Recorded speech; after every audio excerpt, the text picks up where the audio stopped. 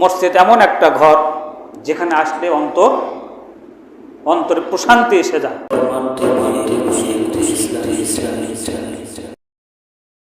তাহলে মসজিদ এমন একটা ঘর, বলছিলাম আল্লাহর ঘর, এখানে আসলে আপনার শান্তি পাবেন। আপনি ক্লান্ত শরীর নিয়েও যদি আপনি সারাদিন হাড় ভাঙ্গা পরিশ্রম করেন, তারপরও যখন আজান হয়, আজান হওয়ার পরে মুয়াজ্জিনের সুমধুর কণ্ঠে যখন আজান শোনেন, ওই যে মুমিন বান্দা যার অন্তরে ঈমান রয়েছে, তার অন্তর আর কাজে মন বসবে না। আপনার অফিসে অনেক ফাইল রয়েছে, সময় হয়েছে, আজান হয়েছে, মুমিন যদি আপনি হয়ে থাকেন, তাহলে আপনার ওই হাত আর কাজ করবে না।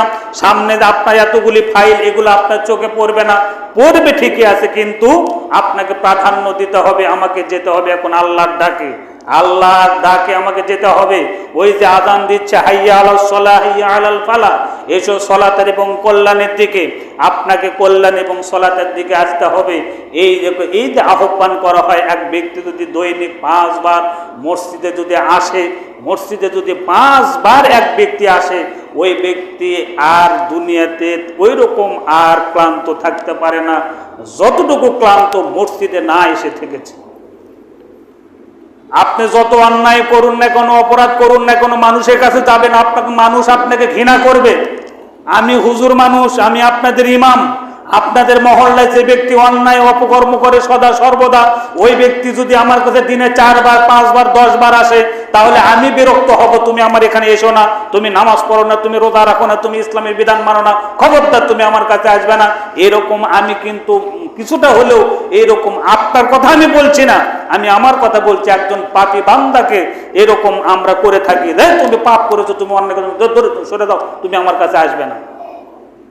একজন ব্যক্তি সারাটা জীবন অন্যায় করলো, পাপ করলো, ওই বান্দা যতবার আল্লাহর কাছে আসবে, যতবার মসজিদে আসবে, স্বয়ং আল্লাহ রাব্বুল আলামিন তাকে ক্ষমা করার জন্য রেডি। আল্লাহ রাব্বুল আলামিন অতটুকু খুশি হন যে উটটা হারিয়ে যাওয়ার পরে আবার ফিরে আসার পরে ওই ব্যক্তি যতটুকু খুশি হয়, তার চাইতে বেশি খুশি হয় আমার রব, যিনি আপনাকে এবং আমাকে সৃষ্টি করেছেন। এরকম পাপী বান্দারা তারাও শান্তি পায় না, বাবার কাছে শান্তি পায় না, মায়ের কাছে শান্তি পায় না, স্ত্রীর কাছে শান্তি পায় না, আত্মীয় স্বজনের কাছে শান্তি পায় না।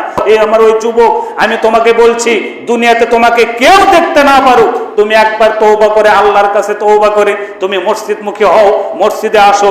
দেখো, তোমার বাড়িতে তুমি যে শান্তিতে থাকতে পারো নাই, তোমার সমাজে তুমি যে শান্তিতে থাকতে পারো নাই, তোমার পরিবারে তুমি যে শান্তি নিয়ে থাকতে পারো নাই, তুমি 5 ওয়াক্ত মসজিদে আসো, 5 ওয়াক্ত মসজিদে এসে তুমি তোমার জামাতের সহিত সালাত আদায় করো, দেখো এবং পরীক্ষা করো, দেখো এবং পরীক্ষা করো, প্র্যাকটিক্যাল পরীক্ষা করে তুমি এখান থেকে রেজাল্ট নিয়ে দাও, দেখো আমার কথা সত্য না মিথ্যা।